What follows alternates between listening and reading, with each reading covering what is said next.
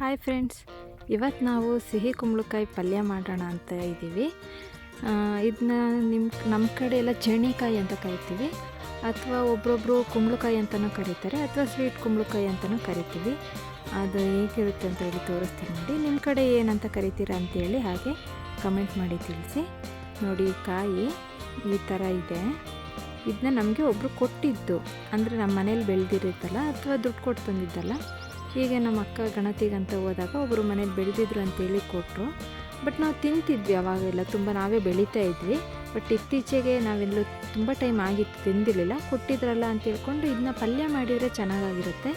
ಸಾಂಬಾರು ಮಾಡಿದರೆ ಅಷ್ಟೊಂದು ಚೆನ್ನಾಗಾಗಲ್ಲ, ಇದು ಸ್ವಲ್ಪ ಸ್ವೀಟ್ ಇರುತ್ತಲ್ವ, ಹಾಗಾಗಿ ಪಲ್ಯ ಮಾಡಿಕೊಂಡು ರೊಟ್ಟಿ, ಚಪಾತಿ, ದೋಸೆ ಅದ್ರ ಜೊತೆ ಎಲ್ಲ ತುಂಬ ಒಳ್ಳೆ ಚೆನ್ನಾಗಿ ಕಾಂಬಿನೇಷನ್ ಇರುತ್ತೆ. ಅದು ಸ್ವಲ್ಪ ದೊಡ್ಡದಿರಬೇಕಾದ್ರೆ ಕುಯ್ಯೋಕ್ಕೆ ಕಷ್ಟ ಅಂತೇಳಿ ನಮ್ಮ ಅಪ್ಪಾಜಿ ಇಲ್ಲಿ ಕೊಡ್ತಾ ಇದ್ದಾರೆ ಸಣ್ಣಕ್ಕೆ. ಅದನ್ನ ನಾನು ತುಂಬ ಚಿಕ್ಕದಾಗಿ ಕಟ್ ಮಾಡ್ಕೊಳ್ತಾ ಇದ್ದೀನಿ. ಅಂದರೆ ನಾವು ಪಲ್ಯ ಮಾಡೋಕ್ಕೆ ಯಾವ ಸೈಜಿಗೆ ಬೇಕೋ ಆ ರೀತಿ ನಾನು ಕಟ್ ಮಾಡ್ಕೊಳ್ತಾ ಇದ್ದೀನಿ. ಅದನ್ನ ಕಟ್ ಮಾಡಾದಮೇಲೆ ಅದ್ರ ಮೇಲೆ ಇದು ಸಿಪ್ಪೆ ಎಲ್ಲ ಇರುತ್ತಲ್ಲ, ಅದನ್ನ ಏನು ತೆಗಿಯೋಕ್ಕಂತ ಹೋಗ್ಬೇಡಿ, ಅದೇನು ತುಂಬ ಗಟ್ಟಿ ಇರಲ್ಲ. ತುಂಬ ಬಲ್ತಿದ್ದಾಗಿದ್ದರೆ ಬೇಕಾದ್ರೆ ಸಿಪ್ಪೆ ಮೇಲ್ಗಡೆ ತೆಗೆದು ಮಾಡಬೇಕು. ಇದೇನು ಬಲ್ತಿರಲಿಲ್ಲ, ಎಳೆ ಆಗಿತ್ತು. ಬಟ್ ಕಲರ್ ಮಾತ್ರ ಇದು ಈ ರೀತಿ ಬರುತ್ತೆ. 2 ಕಲರು ಬರುತ್ತೆ, ಒಂದು ಫುಲ್ಲು ಗ್ರೀನಲ್ಲಿ ಇರುತ್ತೆ, ಒಂದೊಂದು ಈ ರೀತಿ ಹಣ್ಣಾದಮೇಲೆ ಯಾವ ಕಲರ್ ಬರುತ್ತೆ ಆ ರೀತಿಯೇ ಇರುತ್ತೆ. ಆದರೆ ಇದು ಚೆನ್ನಾಗಿ ಹಣ್ಣಾಗಿರಲಿಲ್ಲ, ಹಾಗಾಗಿ ಇದನ್ನ ನಾವು ಸಿಪ್ಪೆ ಸಮೇತ ಮಾಡ್ತಾಯಿದ್ದೀವಿ. ಇದು ಮೇಲೆ ಇದನ್ನ ನಾವು ತಿಲ್ಲ ಅಂತ ಹೇಳ್ತೀವಿ, ಬೀಜ ಎಲ್ಲ ಇರುತ್ತಲ್ವ, ಅದನ್ನೆಲ್ಲ ನಾವು ತೆಗೆದ್ಬಿಟ್ಟು ಮಾಡಬೇಕು. ತೆಗ್ದಾದ್ಮೇಲೆ ಬೀಜನ ಯಾರು ಎಸೆಯೋಕ್ಕೆ ಹೋಗ್ಬೇಡಿ. ಬೀಜದೂ ಒಂದು ಸ್ವಲ್ಪ ಉಪ್ಪು ಹಾಕ್ಕೊಂಡು ಅದನ್ನ ಫ್ರೈ ಮಾಡಿಬಿಟ್ಟು ತಿಂತಾರೆ. ಡ್ರೈ ಫ್ರೂಟ್ಸ್ ಎಲ್ಲ ಮಾರ್ತಾರಲ್ವ, ಅದ್ರ ಜೊತೆ ಈ ಬೀಜನೂ ಮಾರ್ತಾರೆ. ನೀವು ನೋಡಿರ್ಬೋದು, ಗೊತ್ತಿದ್ದವರಿಗೆ ತಿಳಿದಿರುತ್ತೆ. ಇಲ್ಲ ಅಂದರೆ ಅದನ್ನ ತಿಳ್ಕೊಳ್ಳಿ, ಯಾಕಂದರೆ ಅದನ್ನ ಬೀಜಕ್ಕೆ ಒಂದು ಸ್ವಲ್ಪ ಉಪ್ಪು ಹಾಕ್ಕೊಂಡು ಫ್ರೈ ಮಾಡಿಕೊಂಡು ಅದನ್ನ ತಿನ್ಬೋದು. ಅದನ್ನ ನಾನು ಇನ್ನೊಂದು ವೀಡಿಯೋದಲ್ಲಿ ತೋರಿಸ್ತೀನಿ. ನಾವು ಈ ರೀತಿ ನೋಡಿ ಚಿಕ್ಕ ಚಿಕ್ಕದಾಗಿ ಕಟ್ ಮಾಡ್ಕೊಂಡಿದ್ದೀವಿ. ಅಂದರೆ ನೀವು ಪಲ್ಯ ಯಾವ ಸೈಜಿಗೆ ಅಂದರೆ ಪಲ್ಯಕ್ಕೆ ನೀವು ಮನೆಗಳಲ್ಲಿ ಯಾವ ಸೈಜಿಗೆ ಕಟ್ ಮಾಡ್ಕೊಳ್ತೀರಾ ಅದನ್ನ ಅಂದರೆ ತೀರಾ ಸಣ್ಣಗೆ ಮಾಡ್ಕೊಳ್ಳೋಕೆ ಹೋಗ್ಬೇಡಿ. ಇದು ಯಾಕಂದರೆ ಸ್ವಲ್ಪ ಬೆಂದ್ರೇ ಜಾಸ್ತಿ ಬೆಂದಂಗೆ ಆಗಿಬಿಡುತ್ತೆ. ಹಾಗಾಗಿ ಒಂದು ಸ್ವಲ್ಪ ದಪ್ಪ ಇದ್ರೂ ತೊಂದರೆ ಇಲ್ಲ. ಅಕಸ್ಮಾತ್ ನೀವೇನಾದ್ರು ತುಂಬ ಚಿಕ್ಕದಾಗಿ ಕಟ್ ಮಾಡಿದ್ದೀರಾ ಅಂದರೆ ಒಂದು ಸ್ವಲ್ಪ ಬೇಗ ಬೆಂದ್ಬಿಡುತ್ತೆ. ನೋಡಿ, ಇದ್ರ ಬೀಜಗಳನ್ನೆಲ್ಲ ಎಸೆಯೋಕ್ಕೆ ಹೋಗಬೇಡಿ. ಅದನ್ನ ಬೇಕಾದ್ರೆ ನೀವು ಹಣ್ಣಾಗಿದ್ದರೆ 1-2 ಹಾಕಿ, ಅದು ಗಿಡ ಆಗುತ್ತೆ, ಹಬ್ಬುತ್ತೆ. ಇಲ್ದಿದ್ರೆ ನೀವು ಅದನ್ನ ಫ್ರೈ ಮಾಡಿಕೊಂಡು ತಿನ್ಬೋದು, ಆದರೆ ವೇಸ್ಟ್ ಅಂತೂ ಆಗಲ್ಲ. ಈಗ ಒಂದು ಪಾತ್ರೆಗೆ ಪಲ್ಯ ಮಾಡೋಕ್ಕೋಸ್ಕರ ನಾನಿಲ್ಲಿ ಅಗಲ ಪಾತ್ರೆ ತಗೊಂಡಿದ್ದೀನಿ. ಇಲ್ಲಿ ಎಣ್ಣೆ ಹಾಕಿದ್ದು ಸ್ವಲ್ಪ ಜಾಸ್ತಿ ಆಗಿಬಿಟ್ಟಿತ್ತು. ನಮ್ಮ ಮನೇಲಿ ಸ್ವಲ್ಪ ಎಣ್ಣೆ ಎಲ್ಲ ಕಮ್ಮಿನೇ, ಹಾಗಾಗಿ ನಾನು ಸ್ವಲ್ಪ ಎಣ್ಣೆನ ನಾನಲ್ಲಿ ತೆಗ್ದುಬಿಟ್ಟು ಒಂದು ಸ್ವಲ್ಪ ಈರುಳ್ಳಿ, ಟೊಮಾಟೊ, ಸ್ವಲ್ಪ ಮೆಣಸಿನ್ಕಾಯಿ ತೊಗೊಂಡಿದ್ದೀನಿ. ಇಲ್ಲಿ ನಾನು ಹಸಿರು ಮೆಣಸಿನ್ಕಾಯಿ, ಅಂದರೆ ಇದು ನಮ್ಮ ಕಡೆ ಗಾಂಧಾರಿ ಮೆಣಸಿನ್ಕಾಯಿ ಅಂತ ಹೇಳ್ತೀವಿ, ಚಿಕ್ಕದಾಗಿರುತ್ತೆ ಅದು. ಮತ್ತು ಬೆಳ್ಳುಳ್ಳಿನ ನಾವಿಲ್ಲಿ ತಗೊಂಡಿದ್ದೀವಿ. ನೀವಿಲ್ಲಿ ಈರುಳ್ಳಿ ಬೇಕಾದ್ರೆ ಆಪ್ಷನಲ್ಲಿ, ಯಾಕಂದರೆ ಬೆಳ್ಳುಳ್ಳಿ ಹಾಕೋದ್ರಿಂದ ಈರುಳ್ಳಿ ನೀವು ಹಾಕ್ತಾ ಇದ್ರೂ ಆಗುತ್ತೆ, ಆದರೆ ನಾವಿಲ್ಲಿ ಚಿಕ್ಕದ್ದು ನಾನು ಹಾಕ್ತಾಯಿದ್ದೀನಿ. ಈಗ ಒಗ್ಗರಣೆಗೆ ನಾನಿಲ್ಲಿ ಸಾಸಿವೆ ಮತ್ತು ಜೀರಿಗೆ ಹಾಕ್ಕೊಂಡಿದ್ದೀನಿ, ಒಂದು ಸ್ವಲ್ಪ ಇಂಗು, ಹಾಗೆ ಒಂದು ಸ್ವಲ್ಪ ಬೆಳ್ಳುಳ್ಳಿ ಹಾಕ್ಕೊಂಡಿದ್ದೀನಿ. ನೀವು ಬೆಳ್ಳುಳ್ಳಿ ಏನಾದ್ರು ಇನ್ನೂ ತುಂಬ ಇಷ್ಟಪಡ್ತೀರ ಅನ್ನೋದಾದರೆ ಬೇಕಾದ್ರೆ ನೀವು ಜಾಸ್ತಿ ಹಾಕ್ಕೋಬೋದು. ಆದರೆ ಇಲ್ಲಿ ನಾನಿಲ್ಲಿ ಮತ್ತೆ ಬೆಳ್ಳುಳ್ಳಿನ ಸಿಪ್ಪೆ ತೆಗೆದು ಹಾಕ್ಕೊಂಡಿಲ್ಲ, ಸಿಪ್ಪೆ ಸಮೇತನೇ ಹಾಕ್ಕೊಂಡಿದ್ದೀವಿ. ನಾವೇನೇ ಐಟಮ್ ಮಾಡೋದಾದ್ರೆ ನಾವು ಬೆಳ್ಳುಳ್ಳಿ ಸಿಪ್ಪೆ ಜಾಸ್ತಿ ತೆಗಿಯೋಕ್ಕೆ ಹೋಗಲ್ಲ. ಏನಾದರೂ ಕಬಾಬು ಮಾಡೋದಾದ್ರೆ ಮಾತ್ರ ನಾವಿಲ್ಲಿ ಬೆಳ್ಳುಳ್ಳಿ ಪೇಸ್ಟ್ ಮಾಡಬೇಕಾದ್ರೆ ಸಿಪ್ಪೆ ತೆಗೆದು ಮಾಡ್ತೀವಿ. ಇನ್ನು ಆಲ್ಮೋಸ್ಟ್ ನಾವು ಸಾಂಬಾರಿಗೆಲ್ಲ ಯೂಸ್ ಮಾಡಬೇಕಾದ್ರೂ ಸಿಪ್ಪೆ ಸಮೇತನೇ ನಾವು ಬೆಳ್ಳುಳ್ಳಿನ ಯೂಸ್ ಮಾಡೋದು. ಸಿಪ್ಪೆ ಸಮೇತನೇ ಯೂಸ್ ಮಾಡಿದರೆ ಟೇಸ್ಟ್ ಒಂಥರ ಡಿಫ್ರೆಂಟಾಗಿ ಚೆನ್ನಾಗಿರುತ್ತೆ. ಹಾಗೆ ಇಲ್ಲಿ ನಾನು ಒಂದೇ ಒಂದು ಚಿಕ್ಕ ಈರುಳ್ಳಿ ಕಟ್ ಮಾಡ್ಕೊಂಡಿದ್ನಲ್ಲ ಅದನ್ನ ಹಾಕಿದ್ದೀನಿ. ಇಲ್ಲಿ ನಾನು ಮೆಣಸಿನ್ಕಾಯಿನ ಅರ್ಧ ಕುಯ್ದುಬಿಟ್ಟು ಹಾಕಿದ್ದೀನಿ, ಅರ್ಧ ಜಜ್ಜಿಬಿಟ್ಟು ಹಾಕ್ಕೊಂಡಿದ್ದೀನಿ. ನಿಮಗೆ ಯಾವ ರೀತಿ ಬೇಕಾದರೂ ಹಾಕ್ಕೋಬೋದು. ಆದರೆ ಇಲ್ಲಿ ಒಣಗಿದ ಮೆಣಸಿನ್ಕಾಯಿ ಹಾಕಿದರೆ ತುಂಬ ಚೆನ್ನಾಗಿ ಬರುತ್ತೆ. ಇಲ್ಲಿ ಮನೇಲಿ ಒಣಗಿದ ಮೆಣಸಿನ್ಕಾಯಿ ಇರಲಿಲ್ಲ, ಹಾಗಾಗಿ ನಾವಿಲ್ಲಿ ಮನೇಲಿದ್ದಿದ್ದು ಹಸಿರು ಮೆಣಸಿನ್ಕಾಯಿನೇ ಚಿಕ್ಕದ್ದು, ಅದು ತುಂಬ ಖಾರ ಇರುತ್ತೆ, ಅದನ್ನೇ ನಾನಿಲ್ಲಿ ಹಾಕ್ಕೊಂಡಿದ್ದೀನಿ. ನಮ್ಮನೇಲಿ ಸ್ವಲ್ಪ ಖಾರ ಜಾಸ್ತಿನೇ ಇಷ್ಟಪಡ್ತೀವಿ, ಹಾಗಾಗಿ ಸ್ವಲ್ಪ ಜಾಸ್ತಿನೇ ಹಾಕ್ಕೊಂಡಿದ್ದೀನಿ. ಮತ್ತು ಇಷ್ಟೊಂದು ಹಾಕ್ಕೊಂಡಿದ್ದೀರಾ ಅಂತೇಳಿ ಬೈಕೋಬೇಡಿ ನೀವು. ನಾನಿಲ್ಲಿ ಮತ್ತು 2 ಮೀಡಿಯಮ್ ಸೈಜ್ ಟೊಮೊಟೊ ತೊಗೊಂಡಿದ್ದೀವಿ. ನೀವು ಎಷ್ಟು ಕ್ವಾಂಟಿಟಿ ಇರುತ್ತೆ ಅದ್ರ ಮೇಲೆ ನೀವು ಡಿಪೆಂಡ್ ಮಾಡ್ಕೊಳ್ಳಿ. ನಾನಿಲ್ಲಿ 2 ತೊಗೊಂಡಿದ್ದೀನಿ. ಇದೊಂದು ಸ್ವಲ್ಪ ಬೇಯಲಿ ಅಂತೇಳ್ಬಿಟ್ಟು, ಅಂದರೆ ಸ್ವಲ್ಪ ಬೇಗ ಫ್ರೈ ಆಗಲಿ ಅಂತ ನಾನಿಲ್ಲಿ ಸ್ವಲ್ಪ ಕಲ್ಲುಪ್ಪನ್ನೇ ಹಾಕ್ಕೊಂಡಿದ್ದೀನಿ, ಅಂದರೆ ರಾಕ್ ಸಾಲ್ಟ್ ಅಂತ ಹೇಳ್ತಾರಲ್ಲ ಅದನ್ನ ಹಾಕ್ಕೊಂಡಿದ್ದೀನಿ ನಾನು. ಪುಡಿ ಉಪ್ಪು ಬೇಕಾದರೆ ನೀವು ಅದನ್ನೇ ಹಾಕ್ಕೋಬೋದು. ನಾವಿಲ್ಲಿ ಜಾಸ್ತಿ ಕಲ್ಲುಪ್ಪನ್ನೇ ನಾವು ಯೂಸ್ ಮಾಡ್ಕೊಳ್ಳೋದು, ಹಾಗಾಗಿ ಇಲ್ಲಿ ನಾನು ಕಲ್ಲುಪ್ಪು ಬಳಸಿದ್ದೀನಿ.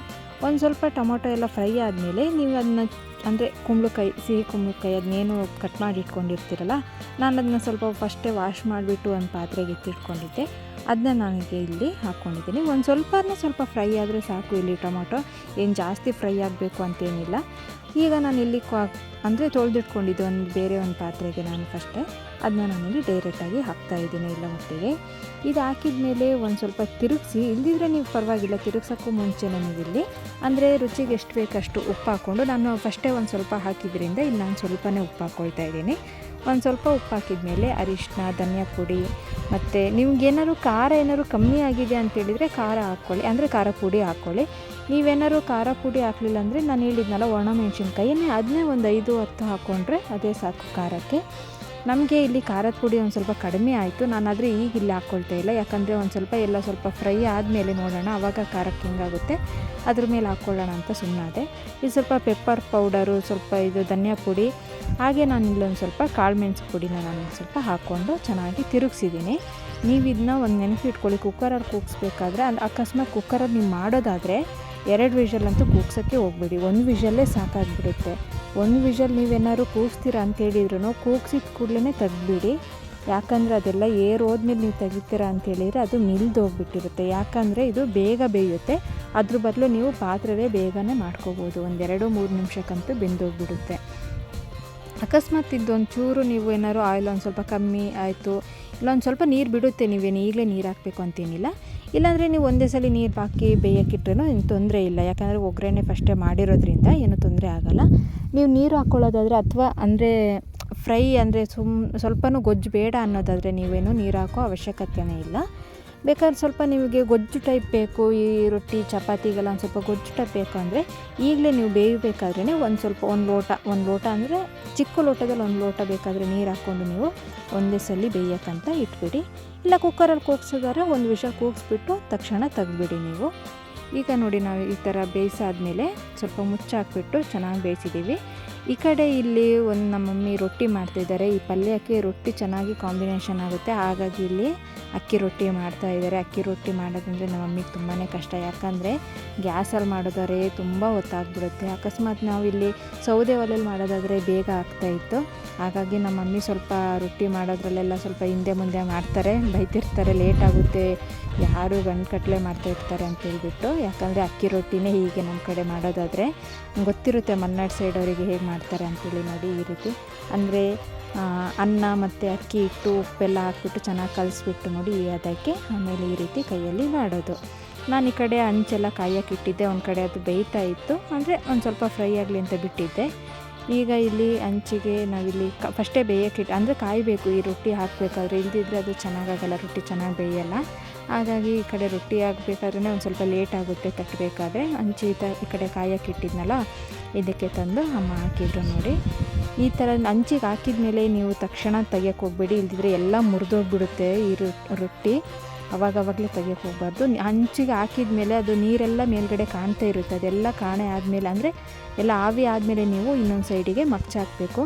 ಮಗ್ಚಾಕಿದ ಕೂಡಲೇ 2 ಕಡೆ ಬೆಂತು ಅಂತೇಳಿ ಮತ್ತೆ ತೆಗಿಯೋಕ್ಕೆ ಹೋಗಬೇಡಿ. ನಾವು ಈ ಥರ ಬೇಯಿಸಾದ್ಮೇಲೆ 2 ಸೈಡೂ ಮತ್ತು ಈ ಥರ ಗ್ಯಾಸಲ್ಲಿ ಅಂದರೆ ಕೆಂಡ ಇದ್ದರೆ ಕೆಂಡದಲ್ಲಿ ಸುಡ್ತೀವಿ, ಇಲ್ದಿದ್ರೆ ಇನ್ನೊಂದು ಸಲ ಗ್ಯಾಸಲ್ಲಿ ನೋಡಿ ನಾನು ಆ ಕಡೆ ಸುಡ್ತಾ ಇದ್ದೀನಿ, ಆ ರೀತಿ ನಾವು ಚೆನ್ನಾಗಿ 1 ನಿಮಿಷ ಚೆನ್ನಾಗಿ ಸುಡಬೇಕು, ಇಲ್ದಿದ್ರೆ ಚೆನ್ನಾಗಿ ಬೆಂದಿರಲ್ಲ ಅಂಥೇಳಿ ನಮ್ಮ ಕಡೆ ಅವಾಗಿಂದನೂ ಇದೇ ರೀತಿ ಮಾಡ್ಕೊಬರೋದು. ಸೌದೆ ಒಲೆಯಲ್ಲಿ ಮಾಡೋದಾದರೆ ಕೆಂಡದಲ್ಲಿ ಕಾಯಿಸ್ತೀವಿ, ಹಂಚಲ್ಲಿ ಈ ರೀತಿ ಕಾಯಿಸಾದ್ಮೇಲೆ ಲಾಸ್ಟಿಗೆ ಫೈನಲಾಗಿ ಕೆಂಡದಲ್ಲಿ ಕಾಯಿಸ್ಬಿಟ್ಟು ತಗೊಳ್ತೀವಿ. ಈ ಥರ ಜಾಸ್ತಿ ಬೇಯಿಸಾದ್ಮೇಲೆ ಅಂದರೆ ಗ್ಯಾಸಲ್ಲೆಲ್ಲ ಕಾಯಿಸಾದ್ಮೇಲೆ ಸ್ವಲ್ಪ ಗಟ್ಟಿ ಬರುತ್ತೆ, ಅಂದರೆ ಕ್ರಿಸ್ಪಿ ಥರ ಬರುತ್ತೆ. ಆ ರೀತಿ ಆದಮೇಲೆ ಬೆಂದಿದೆ ಅಂದರೆ ಕಂಪ್ಲೀಟ್ ಆಗಿದೆ ಅಂತೇಳ್ಬಿಟ್ಟು ನಾವು ನೆಕ್ಸ್ಟು ತೆಗೆದಿಟ್ಕೋಬೋದು. ನಾನೀಗ ತೋರಿಸ್ತೀನಿ ನೋಡಿ. ಅಂದರೆ ಕ್ರಿಸ್ಪಿ ಅಂತೇಳಿದರೆ ಫುಲ್ಲು ಗಟ್ಟಿ ಆಗೋಗಲ್ಲ, ಒಂಥರ ಚೆನ್ನಾಗಿರುತ್ತೆ, ಅದು ನಂಗೆ ಗೊತ್ತಾಗುತ್ತೆ. ನೀವು ಏನಾದ್ರು ರೊಟ್ಟಿ ತಿಂದಿದ್ರೆ ಅಂದರೆ ದೋಸೆ ಥರ ಮೆತ್ತಗಾಗಿರಲ್ಲ, ಒಂದು ಸ್ವಲ್ಪ ಗಟ್ಟಿ ಗಟ್ಟಿ ಇರುತ್ತೆ, ಚೆನ್ನಾಗಿರುತ್ತೆ. ಅದೆಲ್ಲ ಸಾಂಬಾರು ಅಥವಾ ಚಟ್ನಿ ಈ ಥರ ಗೊಜ್ಜು ಅದ್ರ ಜೊತೆ ಎಲ್ಲ ತಿನ್ನೋಕ್ಕೆ ಚೆನ್ನಾಗಿರುತ್ತೆ. ಫೈನಲಾಗಿ ನಮ್ಮ ಮನೇಲಿ ರೊಟ್ಟಿನೂ ರೆಡಿ ಆಗೋಯ್ತು. ಎಲ್ಲರಿಗೂ ಮಾಡೋ ಅಷ್ಟೊತ್ತಿಗೆ ಟೈಮ್ 1 ಗಂಟೆ ಅಂತೂ ಆಗಿಬಿಡುತ್ತೆ ರೊಟ್ಟಿ ಮಾಡಬೇಕಾದ್ರೆ, ಆದರೆ ಟೇಸ್ಟ್ ಮಾತ್ರ ಚೆನ್ನಾಗಿರುತ್ತೆ. ಈ ಓಡ್ ರೊಟ್ಟಿ ಎಲ್ಲ ನಮ್ಮ ಮನೇಲಿ ಮಾಡೋಕ್ಕೆ ಹೋಗಲ್ಲ, ಅದೆಲ್ಲ ತುಂಬ ಇಷ್ಟ ಆಗೋಲ್ಲ, ನಿಮಗೆ ಗೊತ್ತಿರ್ಬೋದು ಹಳ್ಳಿ ಸೈಡೆಲ್ಲ ಅದೆಲ್ಲ ಜಾಸ್ತಿ ಇಷ್ಟನೂ ಪಡೋಲ್ಲ, ಕೈ ರೊಟ್ಟಿನೇ ಎಲ್ಲ ಚೆನ್ನಾಗಿರುತ್ತೆ ಅಂತ ಹೇಳ್ಬಿಟ್ಟು.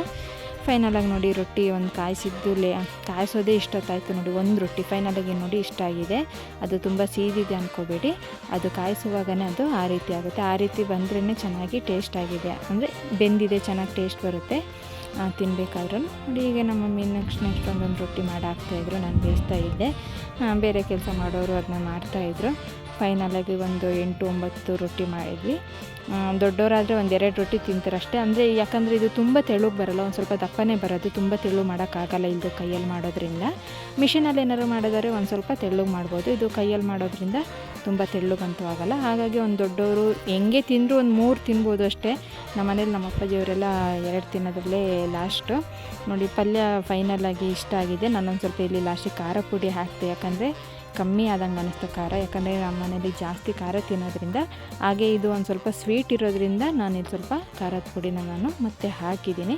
ಫೈನಲಾಗಿ ನೋಡಿ ರೆಡಿ ಆಯಿತು ಚೇಣಿಕಾಯಿ ಪಲ್ಯ ಅಥವಾ ಸಿಹಿ ಕುಂಬಳಕಾಯಿ ಪಲ್ಯ. ನಿಮ್ಮ ಕಡೆನೂ ಹೀಗೆ ಮಾಡ್ತೀರಾ ಅಥವಾ ಈ ಕಾಯಿ ಏನಾದರೂ ಅಂದರೆ ಈ ವೆಜಿಟೇಬಲ್ ಏನಾದ್ರು ನೀವು ತಿಂದಿದ್ದೀರಾ ಕಮೆಂಟ್ ಮಾಡಿ ತಿಳಿಸಿ. ಹಾಗೆ ನೀವೇನಾದ್ರು ಮಾಡಿದರೆ ನಿಮ್ಮ ಕಡೆ ಈ ತರಕಾರಿಗೆ ಏನಂತ ಹೆಸ್ರು ಹೇಳ್ತೀರ ಅನ್ನೋದು ಕಮೆಂಟ್ ಮಾಡಿ. ಫೈನಲಾಗಿ ನಾನಿಲ್ಲಿ ಸರ್ವ್ ಮಾಡಿಕೊಂಡು ತಿಂತಾಯಿದ್ದೀನಿ, ಯಾಕಂದರೆ ಟೈಮ್ ಆಗೋಯ್ತು. ರೊಟ್ಟಿ ಮತ್ತು ಚೇಣಿಕಾಯಿ ಪಲ್ಯ.